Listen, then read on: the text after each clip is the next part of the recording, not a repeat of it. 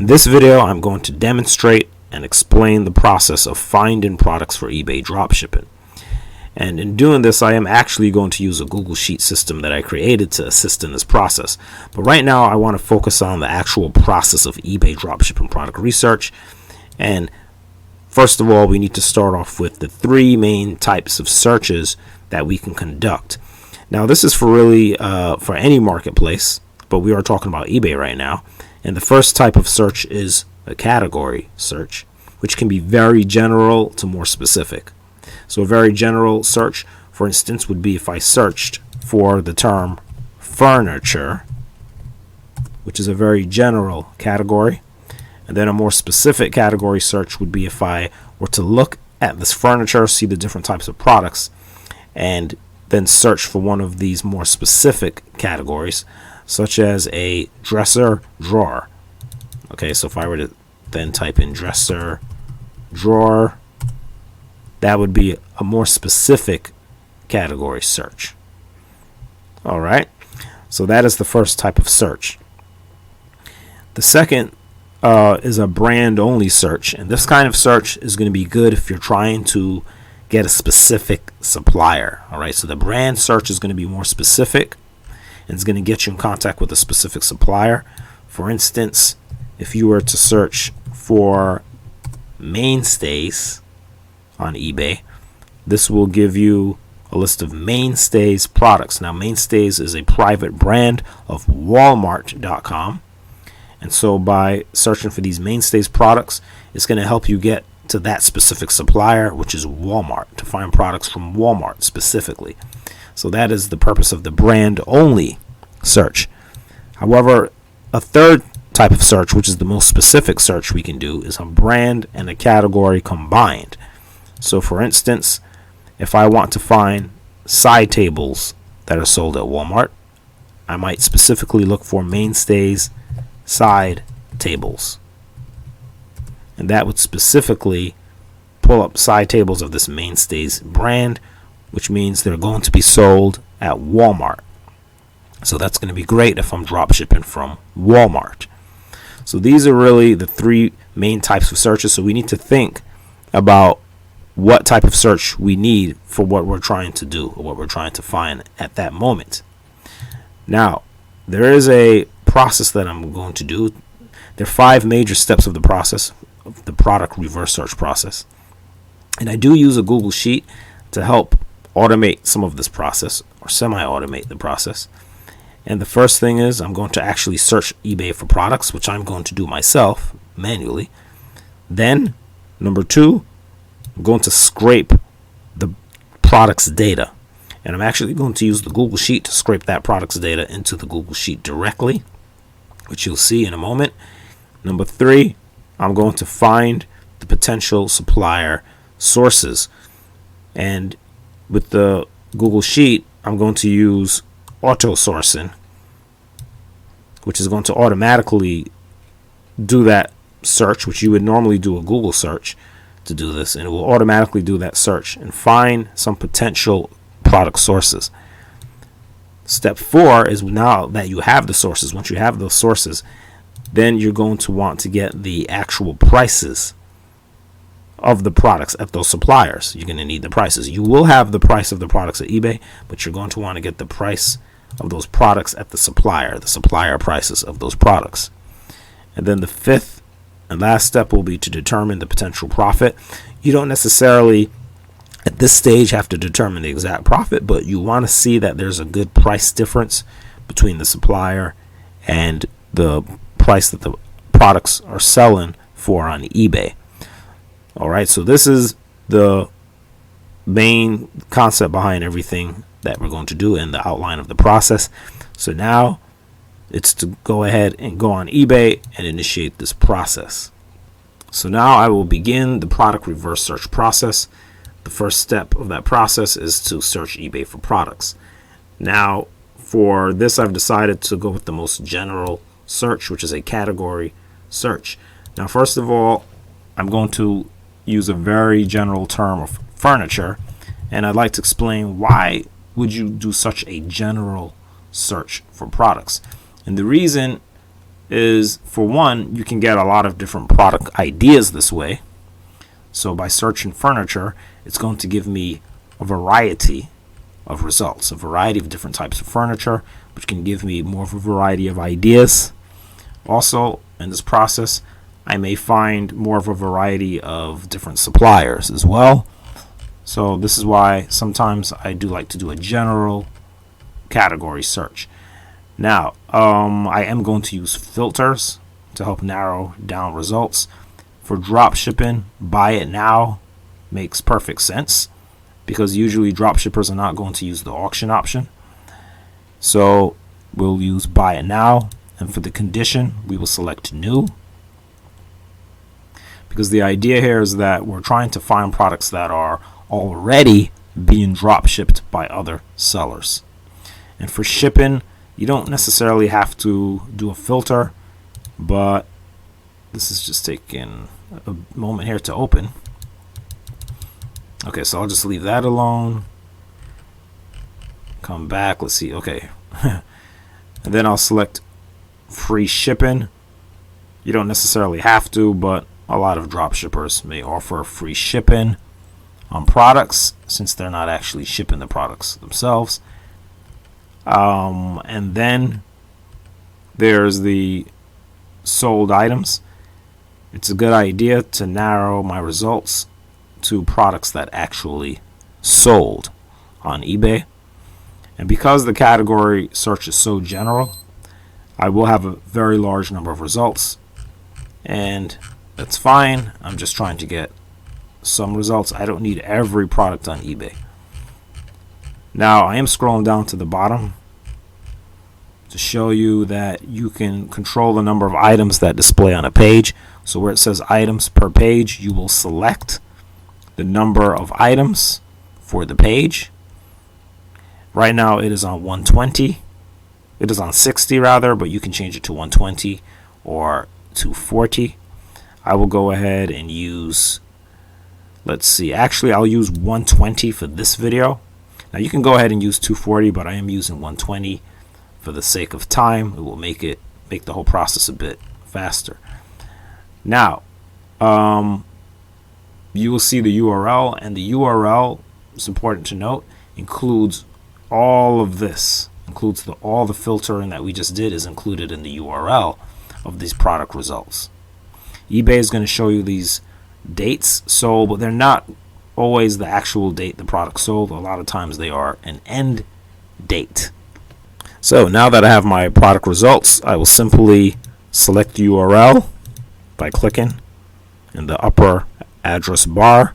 You can double click to highlight, right click, copy. That will copy the URL.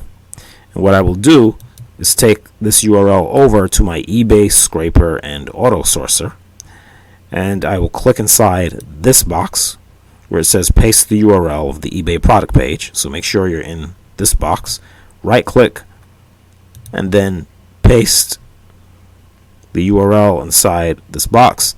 And at this point I will then click on extract products. Depending on the number of products I'm extracting, it will just take a moment for it to extract the product data. I do want to make sure that you know that if you do get a copy of this Google Sheet system and decide to use it, that when you first open it, you will have to make a copy on your drive. You'll get the instructions, and you will have to allow scripts to run for the Google Sheet on your account. So you will not just open it and click and start using it just right away, but it will be a very short process to get it set up. This may take a moment, so I will come back when it is completed. So now that I have a complete list of products, I will go to the next step of the process, which is to find potential supplier sources. And in order to find potential supplier sources, normally what you would do is open your product, your eBay products, and you would simply select the title and then perform a Google search on that title and just wait for results. And of course, you would normally do some kind of visual comparison, looking at product listings online to see if they are the same product as what we have on eBay, right? You might even use this shopping tab, and that kind of summarizes some different product results, many of which you will see are not even the same product, right? Okay, but that's just the way search results appear. Now,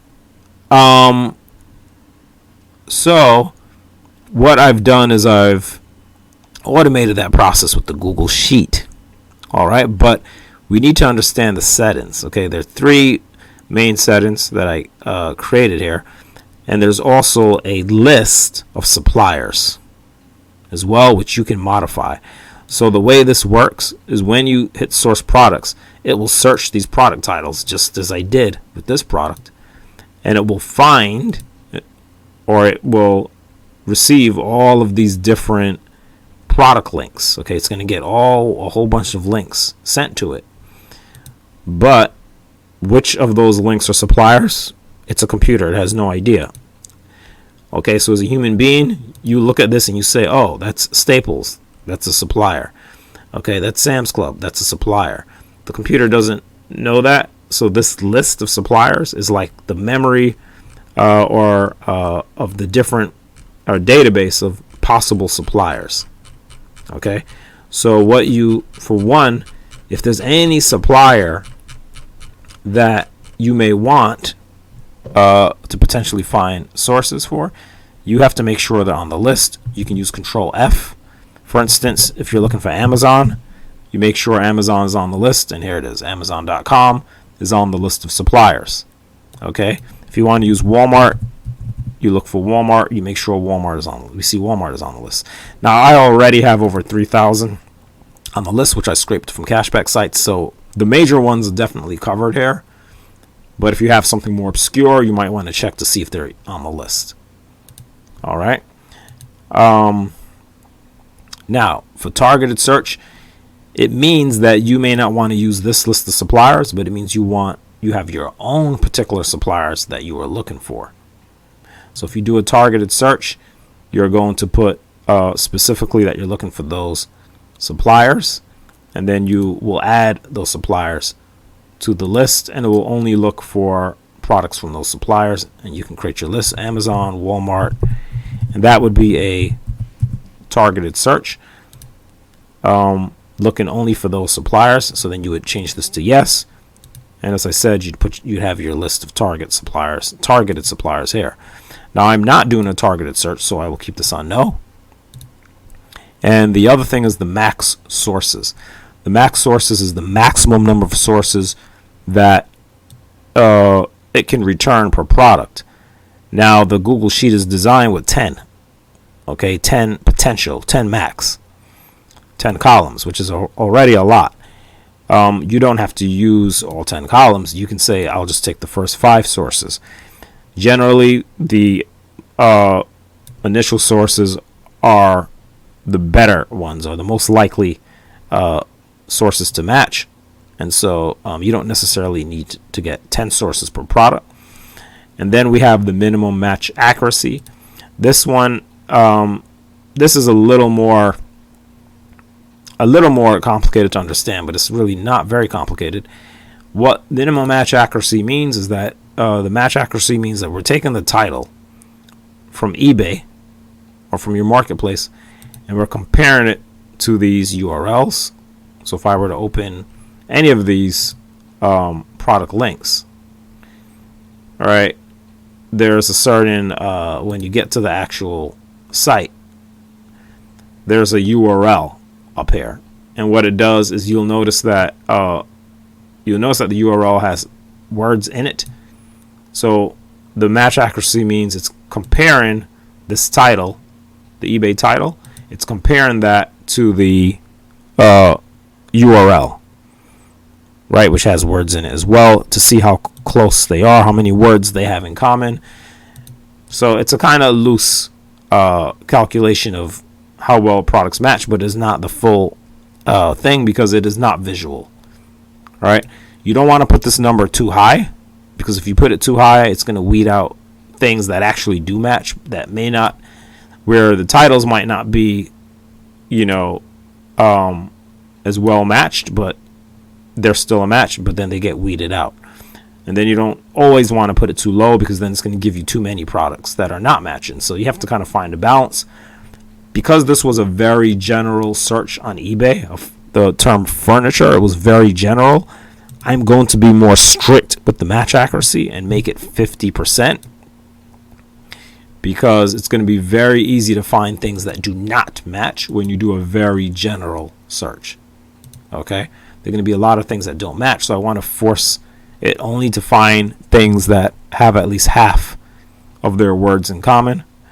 And so what I'm going to do now is go ahead and click source products, and that will start this product sourcing process. Now, it does take a while to auto source, partially because of the process itself of searching for these product titles on the web on several search engines and then compiling those results together, trying to find the matches.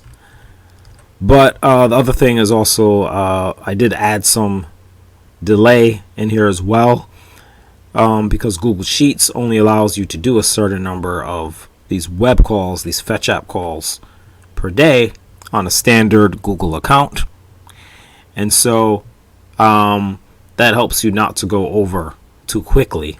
If they see you doing too many too quickly, just for that day, for 24 hours, you won't be able to do any more searches through that particular Google account. You would have to use another Google account, but also even on another computer, because I suppose they can track your IP or whatever. So just want you to understand that. However, you don't necessarily have to wait for all of these to be done. I mean, that's ideally what I do. But for this video, what I will do is actually start to open up some of these products. Here's the first one I opened earlier.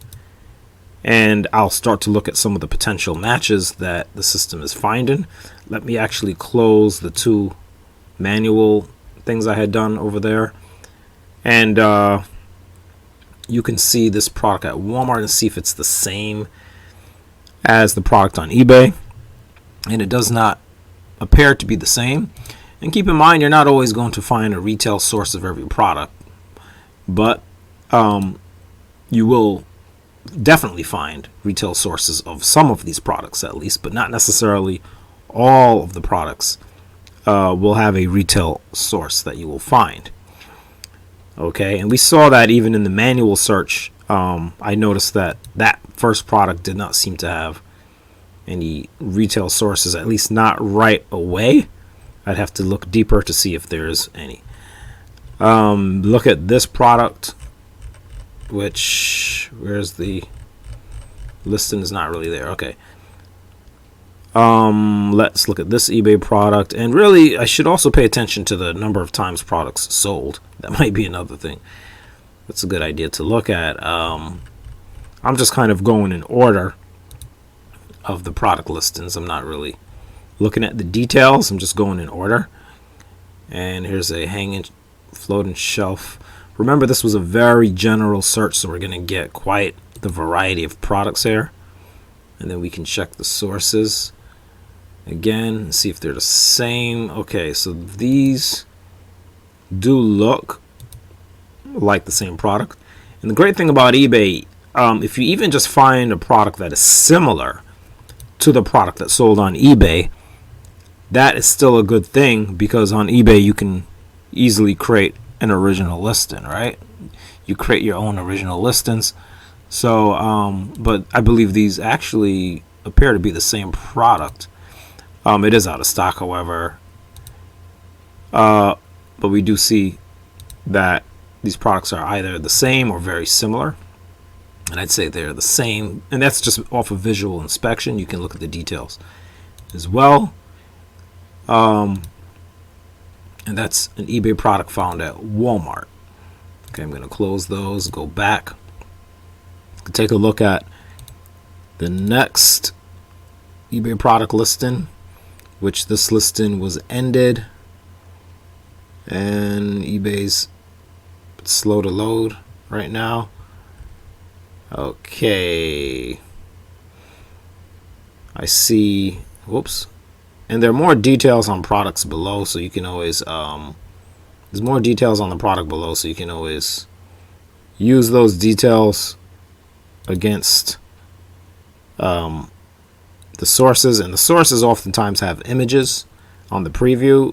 So if you look at this product on eBay and then you look at this first source, they are clearly the same. It's clearly the same exact image. I mean, even the background is all the same of this overstock link. Where this one and that one, not sure what's going on with those other links, but I see that this first link appears to be the same. Okay, $35.21. Okay, and here it's $24.80. I mean, doesn't mean it's going to be profitable from that supplier just because it's a match, but that is really the next step in the process, is that you're going to get the prices of all these matches in bulk. Okay, and when I get the prices of all these different sources in bulk, I will more immediately be able to see which products have profit. Okay, and then that will make it easier for me to navigate to those products. But right now, I'm just looking at products loosely just to kind of see what the system found.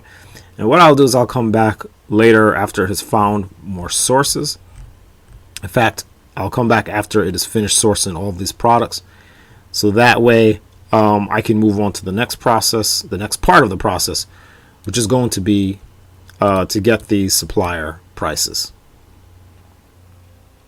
So it has basically come to the end of the product list in this auto sourcing process. By the way, when your auto sourcing process, if it stops in the middle, and it might very likely do that, you can always click wherever you want it to continue and just click source products again, and it will just continue sourcing products. So that is how source products works. Now, the next major step is to get the supplier prices. And let's talk about the options that we have in doing this. Now, one option, of course, is the manual option. And with that, you could actually go to the supplier, look at the product, see what the current price is, for instance, for source 1, and then record that price in here under the price 1 column. Obviously, it's going to take a long time to go through all these sources and to do that. The other option, of course, is that in doing it manually, you could only do certain ones. So you could go through and really look for certain things. For instance, where's that product? There was a product I was just looking at. Okay, I might focus on this particular product. I see this product on eBay. It's this yellow furniture. And then I see a Walmart link for that product. And then I open that product. That product has a particular price. I change the variation to yellow to match. But I do see that the price is higher on Walmart. So that wouldn't work anyway. But this is where I could get the price. And then, of course, I could record the price for that product. As you can see, it's going to be time consuming, but also you're going to be recording prices for things that are not even profitable. And so the best option that I can provide is actually using an external software. But I do want to show you one other thing that I do have, which is this get prices function. The issue with using this, I will go ahead and click on it just so you can see what it does. But the issue is that I created this get prices, and I have to program it sometimes individually for different suppliers, and it's not able to pull prices from certain suppliers. It does not, and it's because they're blocked from Google Sheets. For instance, Walmart doesn't let me connect from Google Sheets. Amazon does not let me connect.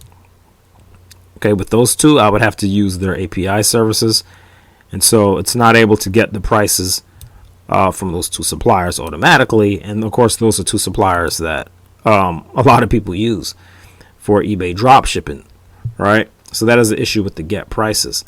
So the best option is to use this software, which is called SkuGrid. And if this is actually a drop shipping software, but in this case, I'm not using it to drop ship. I'm using it just to pull the prices of products. I'm not connecting this account to eBay or anything. So if you're using SkuGrid already for dropshipping, you need to create a new account. If you're not using SkuGrid, find the link in the description of this video and go ahead and start your 7-day free trial, and then you can use SkuGrid. Now, the issue now is to get these product sources, to somehow get these sources into SkuGrid so SkuGrid can get the prices for me, as well as the shipping and the stock, by the way. Okay, it's going to get me prices, shipping, and stock. To do that, I need a CSV. And the easiest way to do that is to use this function I've already created, which is generate SkuGrid import CSV. Before I do that, though, I need to understand how it works. First of all, there's a maximum number of sources for SkuGrid that you can pull into SkuGrid at a time, but it depends on your subscription plan. On my subscription for this account, this is just an account that I used to teach, it is $14.99 a month for 200 items. That is their most basic subscription as of today. So I can pull in 200 items at a time. Okay, for $14.99 a month, I can pull in 200 products right now. And then what I'll do is I'll delete them and I'll pull in another 200 as needed. Okay, so 200 at a time. So that number, I need to enter that number 200 inside this box, which is already here. So it knows so that when I generate the CSV, I'm only going to put 200 products on the CSV. Also, let's see how many sources are on the sheet. There's a formula telling me that there's 307. I have 307 sources on my sheet right now. So that's fine. I have 307 sources. What I'm going to do is go ahead and generate the SkuGrid import CSV, and the first 200 sources will be on that CSV. Right? The other 107 I'll get next time. Now it's telling me how many sources I actually copied to the CSV, which was 200. I copied the first 200 sources. There, as I said before, 307 total. You don't need to worry about this. This is the last. This is how the program, just don't disturb it, don't delete it or anything. This is how the program knows the last source it left off, so it can create the next CSV. Okay, but the main point here, you put the number of sources for SkuGrid that it can do, which is 200. Then you click generate SkuGrid import CSV. That's basically it. It's quite simple. Then you go to the SkuGrid import CSV sheet tab, and you can actually see the SkuGrid import CSV has been generated. And you'll see it has 200 products on it. Right? First row is vendor URL. Now, I need to get these sources from this Google Sheet, and I need to bring them into SkuGrid so SkuGrid can get the data for me. So what I need to do is go to File, Download, and select comma separated values, CSV. It will download this sheet only of sources to a CSV file, which you can see here, eBay scraper, etc. CSV. So now I'm going to go over to SkuGrid, and you can navigate through your dashboard into My Items, and then select Import Export. There must be no products in here, which is why I say start a new account. Import Export,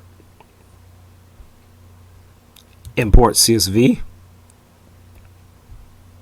choose CSV file,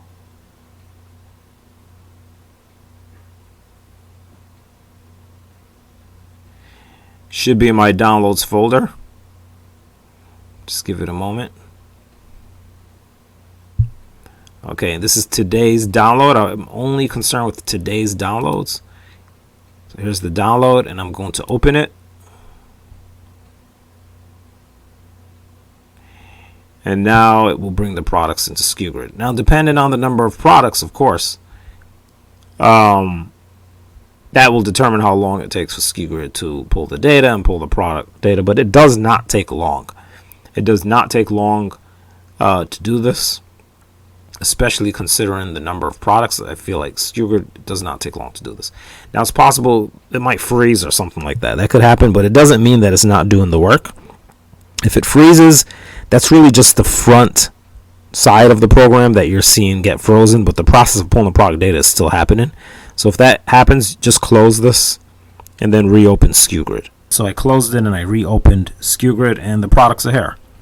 Okay, you just go to My Items, Dashboard, My Items, and the products are there.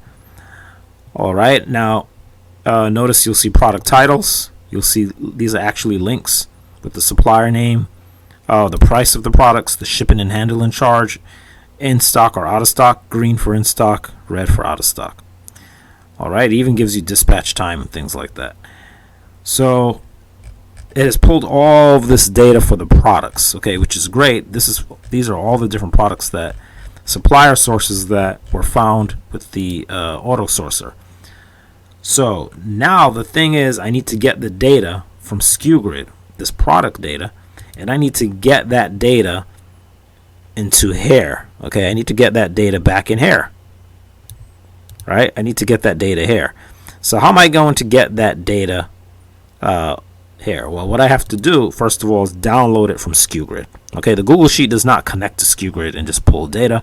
So this is why I have to import and export data. So I'm going to click on Import Export, and then I will click on Export CSV. And then at this point, click here to download CSV. And that will download all of this product data into a CSV. The CSV will be named after the user account. So whatever your SkuGrid user account is, that's the name that you're going to see for your SkuGrid CSV. Now that I've downloaded all this product data, I need to bring that data in here. I'm going to close that thing at the bottom. And SkuGrid Export CSV. This is where you bring the SkuGrid data, product data. Okay, because it was exported. I called it that because it was exported from SkuGrid. However, to get that data in here, I'm going to use File, Import, Upload, select a file from your device. Select the file. This is the file. This is my user account, Teach Amazon Dropshipping. And that's the account. The file. And now, being that this is my first import onto the sheet, I'm going to use replace. It's very important that you do this right and select replace current sheet. It needs to go on this sheet, not on another separate sheet. It must be on this sheet. Replace current sheet. Click import data. Okay, it must be on this sheet, which is SG export CSV, because that is the sheet that the program will be looking for. So as you can see, we have all these URLs, we have all these stocks, prices, shipping charges, and all of that data in here. Now it's just a matter of getting all this data from here and getting it in here on this main sheet, pulling it into this main sheet so we can fill this part, the price, the shipping, and the stock. Okay.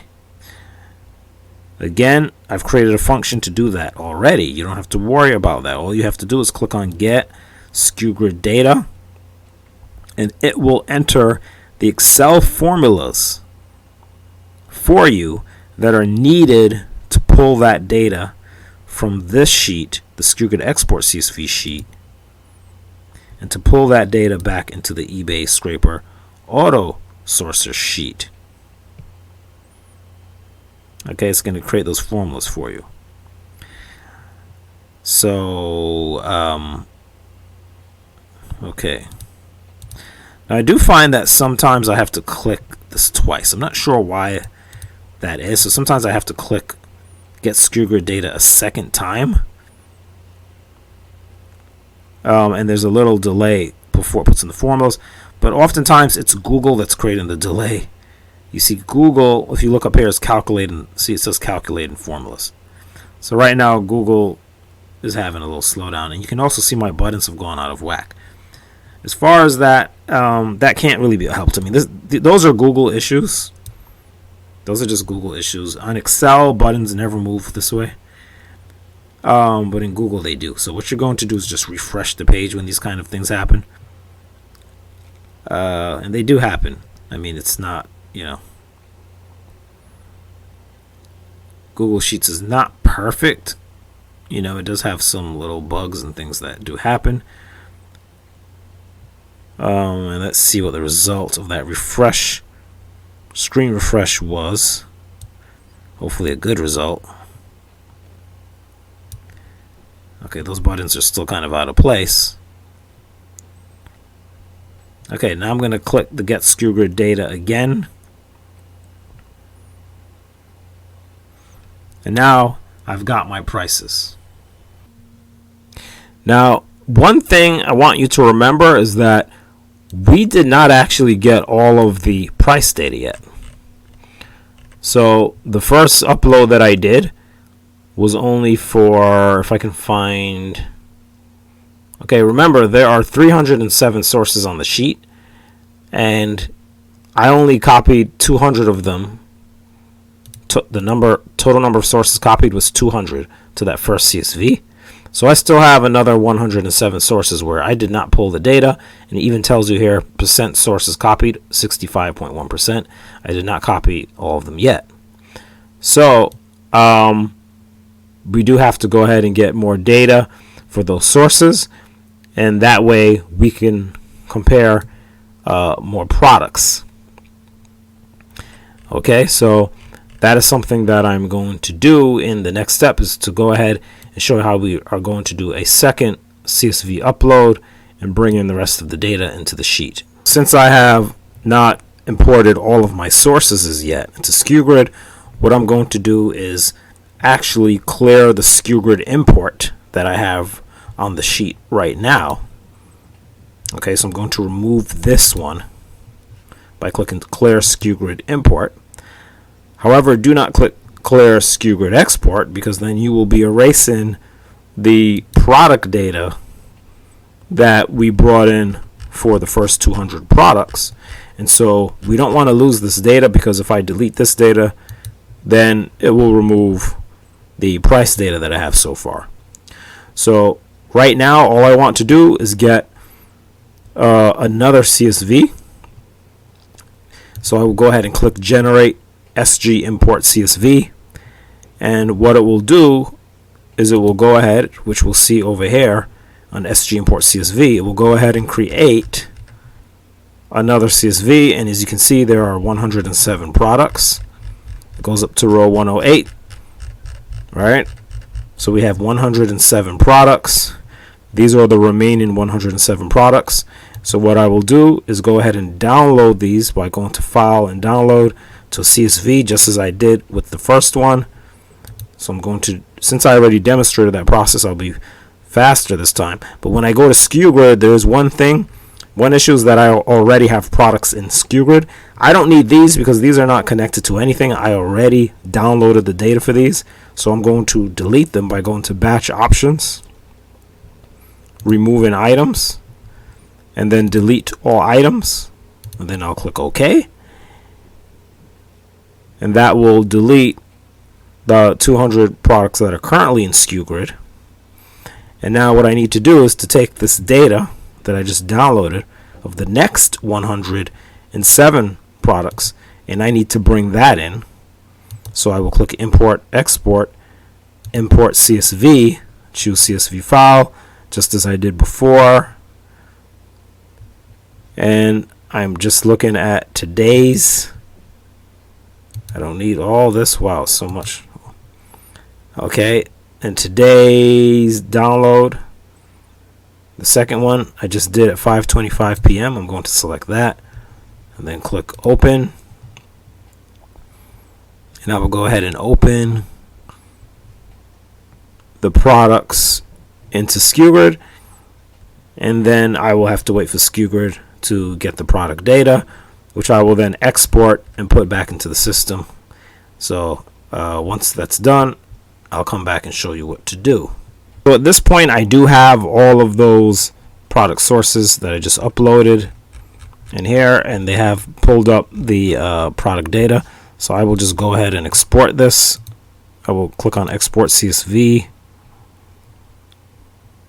and click here to download the CSV from SkuGrid.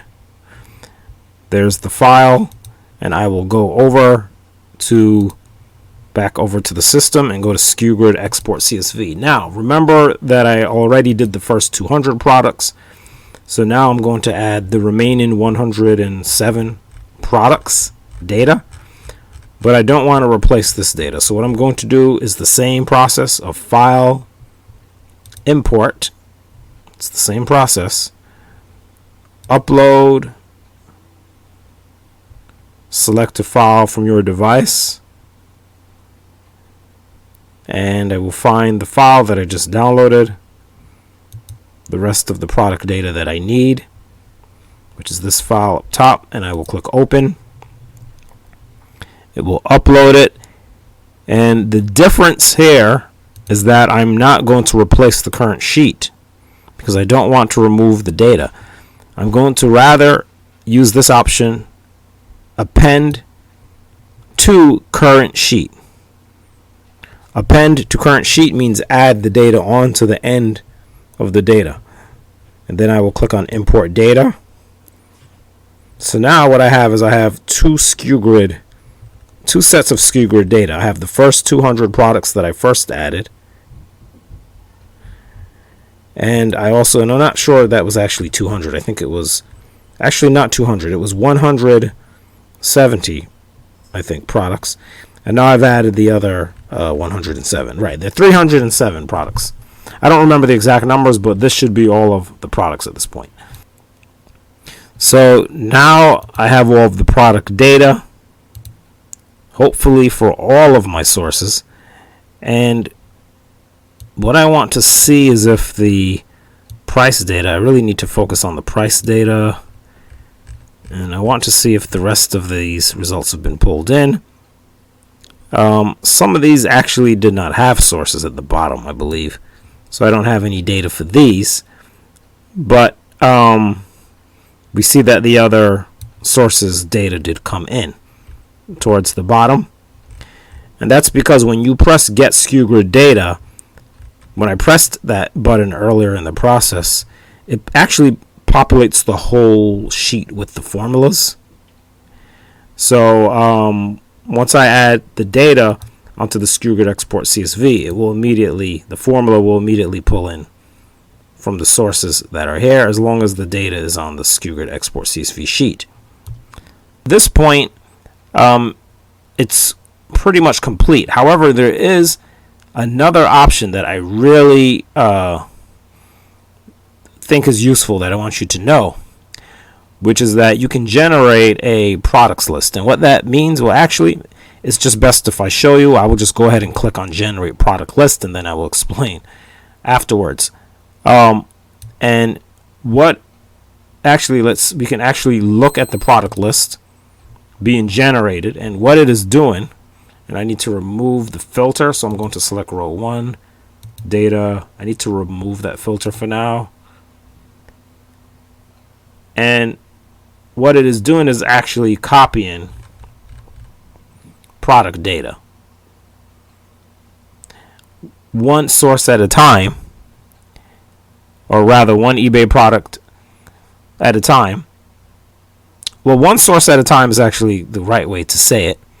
And if there are multiple sources for each eBay product, for instance, if we had three sources for this same eBay product, 3 possible sources, so that eBay product will be repeated 3 times, each time with a different source next to it. This allows you to look at every possible match separately. Okay, so it has finished generating a product list. It did not take that long, but I had gone away for a while to do other things. And what I do want to show you is that on the main sheet, it actually tells you the last source row that was copied and the last row that was generated, meaning on the product list sheet. But mainly I'm focusing on this last row copied. And you'll see that it's telling you that the last row that was copied was row 443, but realize that the last row of data that I had on the sheet was row 127.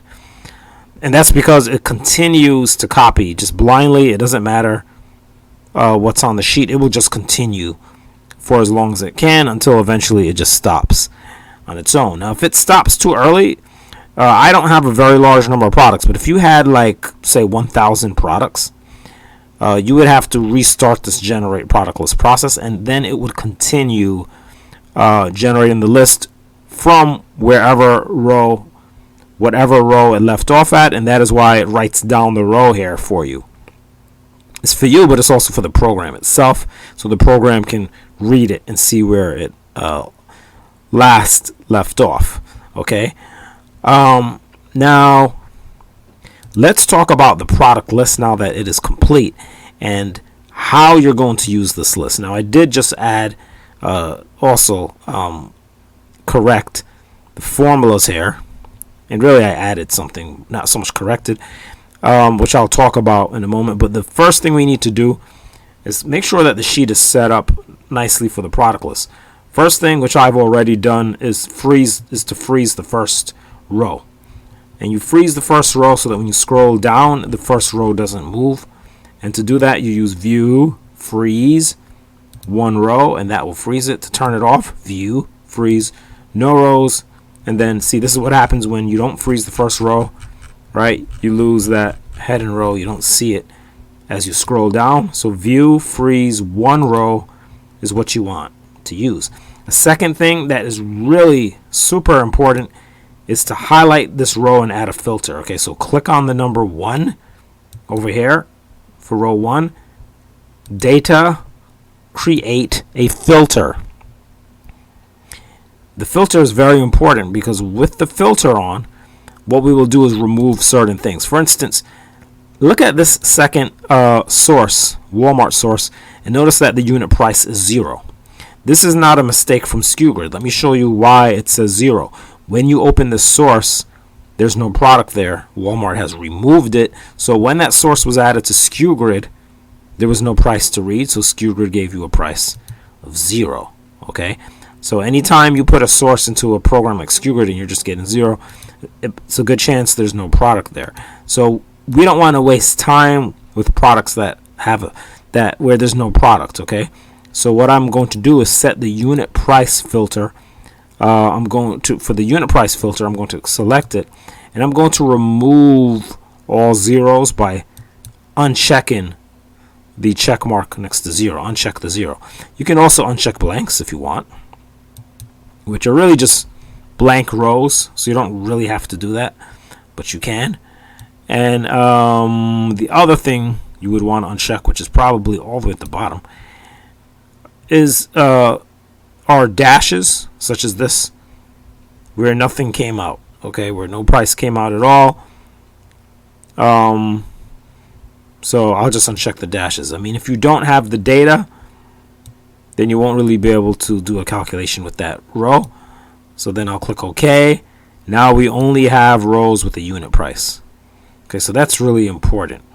All right, another thing that you may want to do, and actually before you even do that, another thing, this thing, okay, the number of units.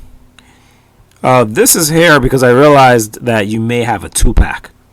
This is the number of units that from the supplier that you have to purchase to meet the eBay, to fill the eBay listing, right? Now it shouldn't be dollars. First of all, let me reformat that. Format number. Okay, so this should be 1 by default. I'm going to put 1 and 1.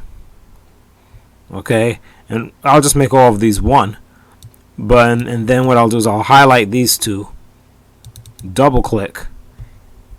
All right, so you highlight these two, find this in the lower right hand corner, what they call the fill handle.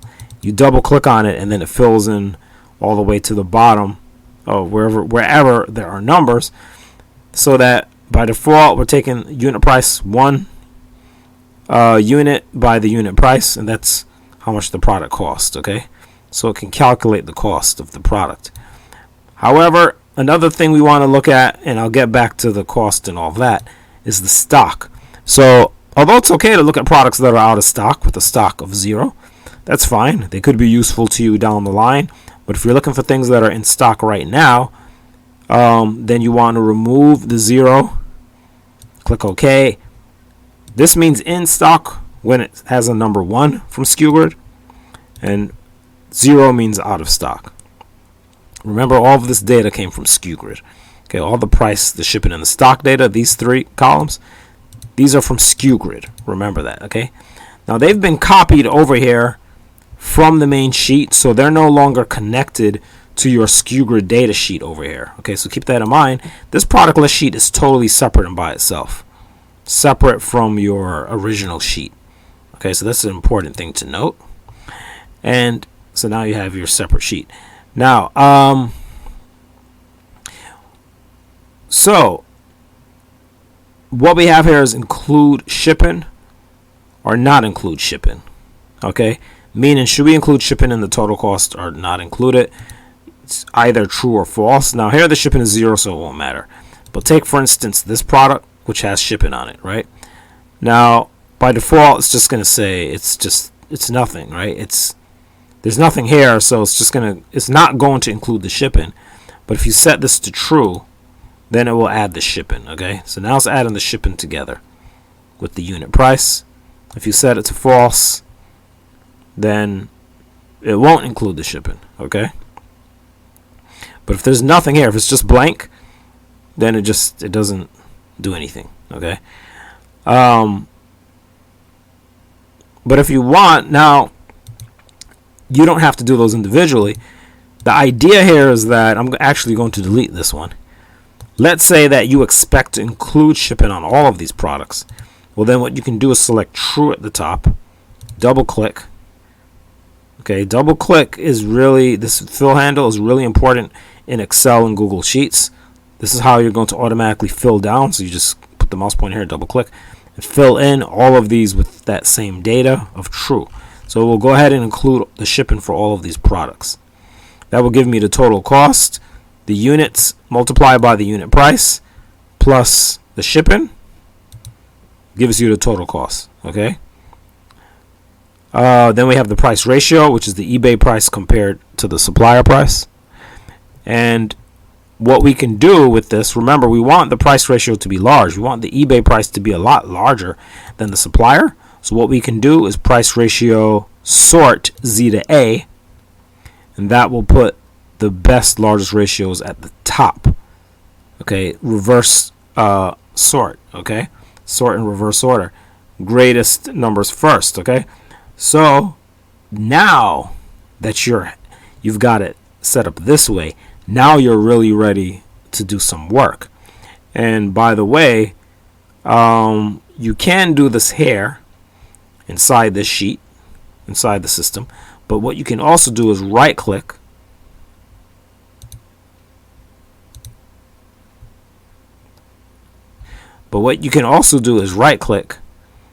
and go to duplicate.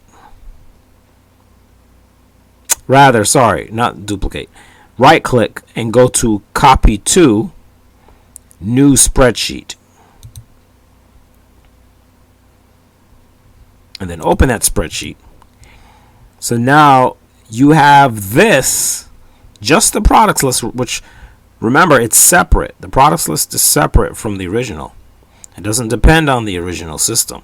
So now you have all of this separately, all the data, okay, in a totally separate Google Sheet.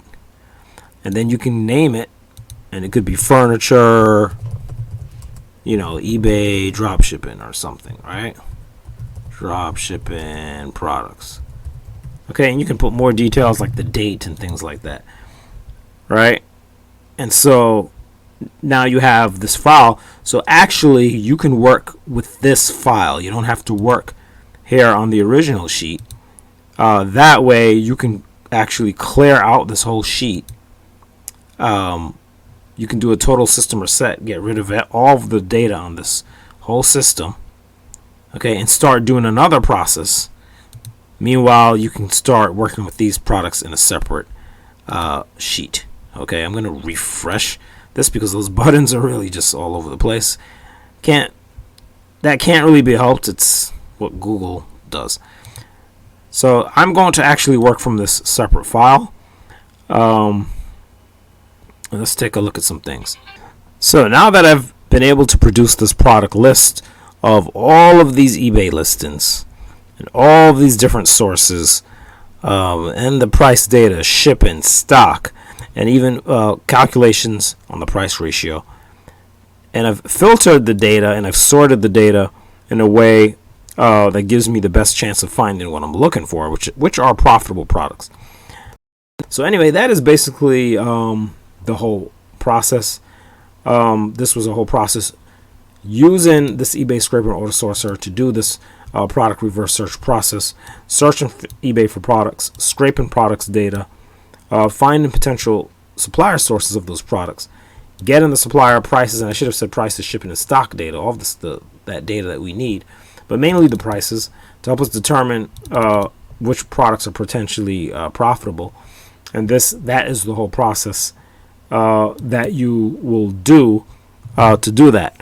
So, of course, the more you do this, the more comfortable, the easier it kind of becomes.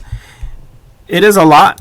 I would say it appears to be definitely the impression is that there's a lot of different steps in doing this. Some of it is optional. You don't necessarily have to use SkuGrid. I suggest using it. I think it will be faster.